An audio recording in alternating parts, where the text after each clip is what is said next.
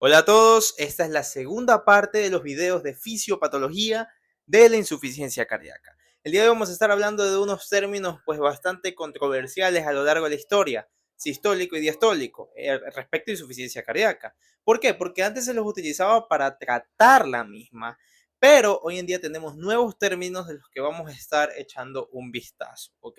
Fíjense, primero, de acuerdo a la etiología, podemos tener una disfunción diastólica o disfunción sistólica. ¿Qué quiere decir esto?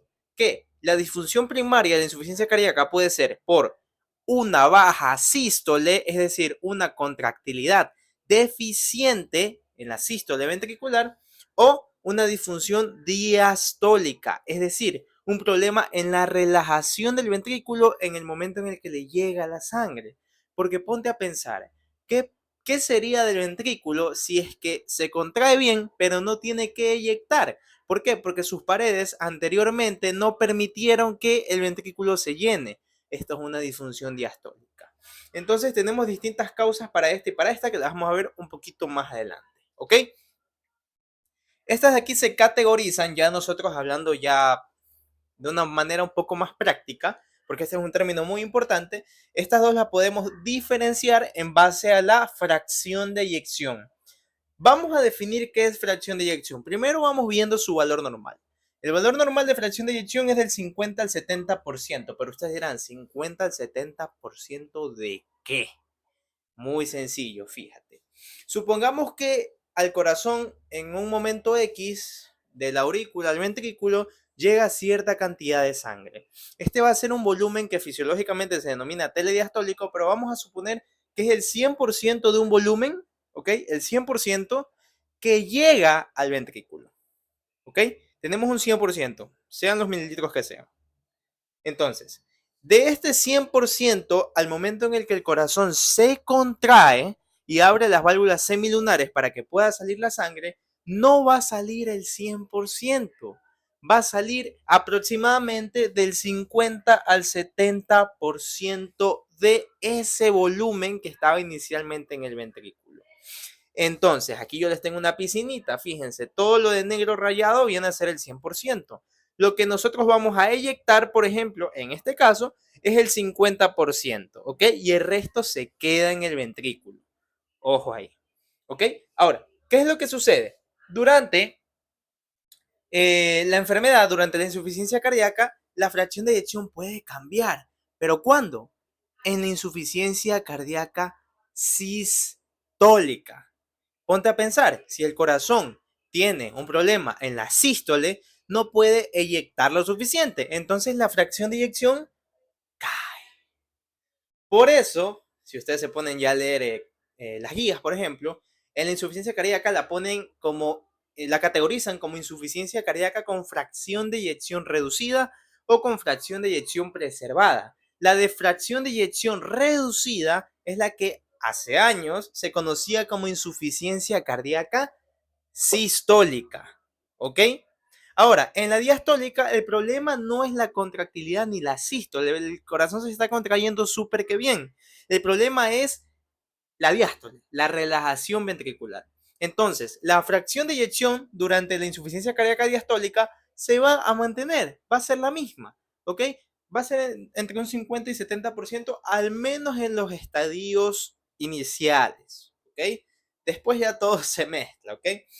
Ahora, por eso es que en resumen tenemos que en la sistólica tenemos una fracción de eyección reducida y en la diastólica tenemos una fracción de eyección conservada, por las cosas que ya les acabo de explicar. Ahora, sea cual sea la insuficiencia cardíaca que tengamos, vamos a tener mecanismos compensatorios. ¿Para qué? Para poder ayudar a disminuir la progresión de la insuficiencia cardíaca. Ahora, estos mecanismos compensatorios en un inicio pueden servir, pueden tener cierta utilidad, pero a largo plazo vamos a ver que son los causantes de la gran parte de las causas de mortalidad de la insuficiencia cardíaca, porque es una enfermedad con la que vives muchos años realmente, pero estos mecanismos son los que van haciendo daño poco a poco, ¿ok? Poco a poco. Ahora, para resumir, tenemos insuficiencia cardíaca con disfunción diastólica y sistólica. Estos términos clínicamente ya no tienen mucha relevancia, puesto que la AHA, la American Heart Association, los clasifica de otra forma. Y es lógico. ¿Por qué los dejó de clasificar como los clasificaba, de diastólica y sistólica? Por el simple hecho de que hay pacientes que tienen una fracción de eyección reducida y sin embargo están en una insuficiencia diastólica y viceversa. Pacientes que tienen una fracción de eyección normal y tienen una disfunción sistólica. Entonces, no fueron criterios suficientes para poder clasificarla de esa manera tan sencilla. Entonces, vamos a ver ahora sí dentro de la fisiopatología qué es lo que sucede en cada una. Tenemos insuficiencia cardíaca sistólica. Dentro de ciertas causas tenemos la isquemia, tenemos miocardiopatías, tenemos insuficiencias valvulares, estenosis valvular e hipertensión arterial. Vamos a ver un poquito de esto, ¿ok? Ya saben que la causa principal es una disminución de la fracción de eyección por cualquiera de estas razones. Ya vamos a ver primerito la isquemia. ¿Qué es lo que sucede durante una isquemia? Ya les expliqué en el video anterior, se muere tejido, no tiene contractilidad, punto. Entonces, ¿qué es lo que sucede? Fíjate, vamos a fijarnos aquí primero en el ventrículo izquierdo. Vamos por ventrículos. En el ventrículo izquierdo, por lo general, tiene que contraerse, ¿para qué? Para que la sangre venza las válvulas semilunares de la aorta y poder eyectar la sangre con una fracción de eyección normal. ¿Qué sucede en un infarto, por ejemplo, de cara lateral alta y baja? Ok, no va a tener la suficiente fuerza. Va a haber cierta fracción de eyección, pero no va a ser la suficiente. Entonces, ¿qué es lo que va a pasar? De este 50% va a bajar a un 30%, por ejemplo, a un 40%. ¿Ok? Y va a quedar más sangre dentro del ventrículo después de que ya eyectó la sangre. Por ende, ya vamos a tener más sangre de base aquí. ¿Ok? Más sangre de base aquí. Imagina que esto se acumula poco a poco, a poco, a poco, y que aparte de eso siga llegando sangre hacia el corazón derecho y de ahí hacia el corazón izquierdo. ¿Qué es lo que va a pasar? Va a haber una acumulación de sangre en todos lados. Y recordemos que tienen un paso por los pulmones. Entonces, ese reflujo de sangre, debido a que no se puede contraer bien el corazón, ¿ok? Va a ocasionar finalmente que la sangre se regurgite hacia los pulmones, ocasionando congestión de los mismos, incluso pudiendo ser un cuadro muy agudo denominado edema agudo de pulmón. ¿Ok? Entonces, básicamente, esa es como la fisiopatología básica de la insuficiencia cardíaca sistólica. En resumen, ¿qué es lo que sucede? No se contrae bien el corazón, disminuye la fracción de eyección, se queda más volumen residual en el ventrículo. Aparte del volumen que llega, ocasiona una congestión tanto en el corazón como en los pulmones. ¿Ok? El mismo caso puede ser en la miocardiopatía o en una insuficiencia valvular, por ejemplo, de las tricuspidias, por ejemplo, de la mitral. No funciona bien esta válvula, hay un reflujo porque no se cierra bien y asimismo hay un edema de pulmón. En la estenosis valvular, suponiendo en la de la aorta, que no está dibujada aquí, esta de aquí está muy cerrada, asimismo no puede contraerse bien el ventrículo para eyectar la sangre, entonces se regurgita la sangre y también hay congestión. Y así ustedes pueden jugar con todas las causas. Ahora, acá nosotros tenemos que ciertas consecuencias. Tenemos el aumento de la precarga, una dilatación de los ventrículos y un aumento de la tensión de sus paredes. Eso respecto a la fisiopatología de insuficiencia cardíaca sistólica. Vamos a la fisiopatología de la insuficiencia cardíaca diastólica. Fíjate acá, ¿ok?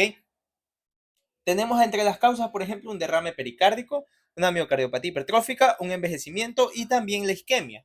Ahora, recordar que en la insuficiencia cardíaca diastólica no se ve afectada la fracción de eyección, sino una disminución de la relajación. Quiero que entiendas bien este concepto.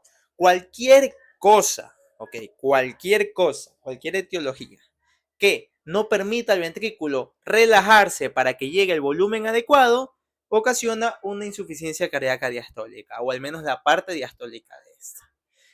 Te pongo el ejemplo básico aquí. Fíjate, aquí alrededor del corazón he dibujado una lámina de color azul, ¿ok? Que está rellena de estas rayas que representan líquido. En este caso, esto es un derrame pericárdico masivo. ¿Qué hace el derrame pericárdico? Lo que hace es, ¿cómo te explico? Empaquetar al corazón, mantenerlo apretado. Entonces no tiene la capacidad de relajarse normalmente el corazón y ocasiona insuficiencia cardíaca diastólica. ¿Ok? Porque no se puede relajar. Sencillo. ¿Ok? Entonces, ¿qué es lo que sucede aquí? Fíjate. Vamos empezando ahora por el ventrículo derecho, por ejemplo. Llega sangre de las venas cava superior e inferior. Llega hasta acá a la aurícula derecha. Llega al ventrículo. La fracción de eyección está normal. Se eyecta sangre. Sin embargo, no tuvo la suficiente relajación el ventrículo para que se llene de sangre de la manera que debía llenarse. ¿Ok? Entonces, eso ocasiona una insuficiencia cardíaca diastólica. Y al no tener la capacidad del ventrículo de aguantar el volumen que le está llegando, ¿ya? Hay también una regurgitación. Debido a que el volumen que llega acá no puede seguir su curso normal y se regurgita hacia la aurícula derecha. Y de ahí ocasiona síntomas como, por ejemplo, un edema, que en la siguiente clase vamos a ver en insuficiencia cardíaca derecha e izquierda las diferencias entre los síntomas. Aquí no estamos viendo eso, pero es el mecanismo fisiopatológico. ¿Qué sucede acá, por ejemplo?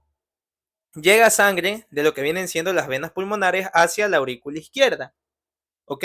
Entonces la sangre baja hacia el ventrículo izquierdo, la eyecta, sin embargo, no toda la sangre pudo bajar y se regurgita hacia acá y otra vez se va hacia los pulmones, ocasionando también congestión y pudiendo causar un edema agudo del pulmón.